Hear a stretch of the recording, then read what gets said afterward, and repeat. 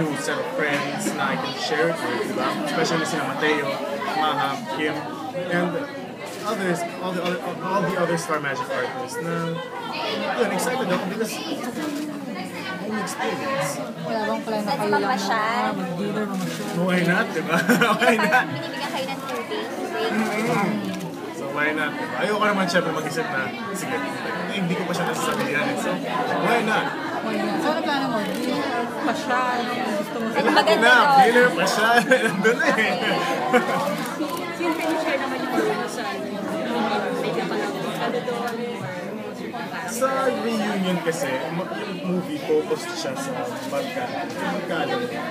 And pinapakita yung relationship, yung isa-isa na personality, and how they evolve as diba, from high school to present time. So pinapakita yung journey ng barkadahan. So nandun yung mga twists and turns ng story. So character ko doon, parang ako yung parang I want everything to go my way. Basta ganun muna po. Gusto ko ako yung parang, gusto ko ganito ganito. Ako yung kaplano. Okay. Sian, follow up lang. Sabi mo you're doing dancing workshop. Yeah. Para saan? Kasi nga gusto ko magiging kasi pangarap ko talaga maging dancer sa ASAP. Gusto ko maging, I wanna be dancing in ASAP. And isa yun sa mga pangarap ko. So, talagang, pag nakita niyo yung performance ko, talagang ako nagsasabi. Talagang pag nakita niyo yung sayaw namin for Star Magic, for the Star Magic Tour in Hawaii. Meron kasi kaming lima boys na teleserye. First time. So for the record, ano na yung mga talents? Kasi alam ko, I'm gonna be, I wanna get into music. Siyempre acting is always gonna be there. And I wanna be a good dancer. may hindi pa ba alam yung tao? Tatawa kayo sa likod, dapat kayo tumatawa. May alam po ba yung mga, may hindi pa ba alam ng fans tungkol sa mga kayang gawin? Siyempre nagbabasketball. Meron ka pa ba mga tinatawag, hidden talent? Malalaman na, surprise muna po. Huwag naman, surprise. Since kumanta ka rin sa commission ng Sumakdo, recording album, meron na ba? Hopefully we're working on it right now. Sana po pag alam po siya, I would let everyone know. Kasi ako excited na ako eh. Meron na.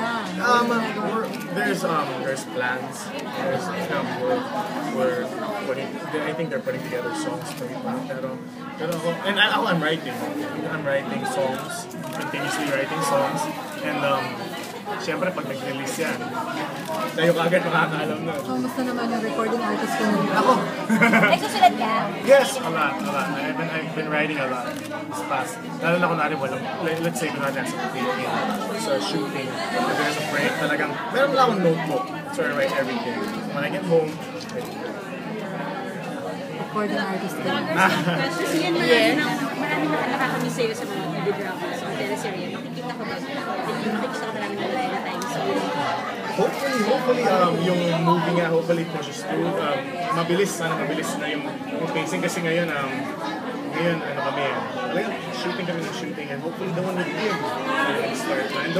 And the soap, yes, there's gonna be a movie. And sana yung soap start na rin. Meron na ba? Pwede yung mga bigay ng hinting sa soap? Ay, wala pa po alam. Minarinig po ako, pero sa hoping na sana mag-start. Fantasy ba to? May practice Ay, hindi ko po alam kung ano mag-start. We have a question from Hi. Hello. I hope you remember me. I covered you in the 3 funerals before. Funerals? And then because of Macdo with the Hooray campaign, I'd like to ask what makes Zian Lim tick every day, and what makes you happy? Excuse me, What makes you happy? What makes And what is a summer fun day for Zian Lim? The summer fun day, my summer is basically in the States. I love traveling. I love going to theme parks. Mga ganun. Parang ganun lang. I love hanging out with my friends during the summer. So yung campaign ng McFloat is perfect kasi it's the idea na parang, di ba pag summer you hang out with your friends. So where do you guys hang out? You can hang out at McDonald's. You guys can enjoy, di ba? In the summer sun. McFloat. Pwede kayo mag-McFloat. It's really refreshing. So that's the concept behind it. And if you guys try the McFloat, talagang it will make you happy, di ba? Especially kung kasama niyo yung kaibigan niyo. So for me, That's what I would do to make me happy this summer. Hang out with my friends, get a McFloat. Aside from the float, what else is your favorite in McDo? Chicken McNuggets. Ang dami madami talaga ako kumain ng chicken McNuggets because it's so good. So good. And McFlurry. Or yung McFlurry. Thank you. Any more questions po? So hindi mo ba any summer plans for this whole week? This whole week we're gonna be in the States. We're gonna be on tour. Guys, if you guys tried the blueberry and all the other flavors, Question pa po? Meron pa po questions? Lovers? Wala kasi isang particular reason that you want to taste here. LPG. yeah, there's time. Hopefully, alam mo, I'm really hoping, especially sa Hawaii, marami namang places to visit sa Hawaii. Siyempre, pagkadating ko ito, maghahanap ka agad ako ng places to go. Yeah, beach. And hopefully in San Francisco, if we get time, sana nga hopefully I can bring them somewhere. Anong regimen mo? Kasi parang yung nakikita ka ng mga tao, yung talagang parang pagwapo ka ng Ay, wow! Gloomy. Ako talaga magsasabi, kasi ganito yan. Naman eh, bakit ba? Di ba? Ako magsasabi. Pwede naman yung regimen. How do you take care of your skin or your self? Proper diet and exercise. You know, di ba? You eat everything in moderation. If you have time, you eat. How about sa face? Gusto naman yung parang pain or what? No. Kailangan yung may mga... Just natural, di ba? You just take care of your hygiene. Since ngayon marami ka ng projects, you have also a lot of endorsements, especially with McDo. Do you still have time to relax? At saka parang to discover something new, lalo na this summer? Yeah, of course, syempre, sabi mo relax, di ba?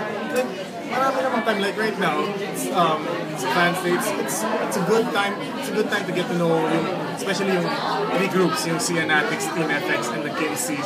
Ito na yung basically ito na yung parang relax time na I get to mingle with everyone. Kasi di ba sa Twitter, sa Twitter world, sa Facebook, constantly while I'm at work, sila yung nag-update, sila yung nagpapatrend, di ba? So this is the time to just be calm and interact. So basically, ito na yun. And yung discovering new things, it'll come. Every day, meron naman yung bago. Meron kang reisip na, paano kaya?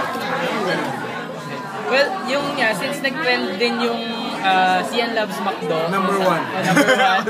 So, number one. So, feel mo ba na parang pag mag-tweet ka, kaya mo na rin gumawa ng mga trending topics?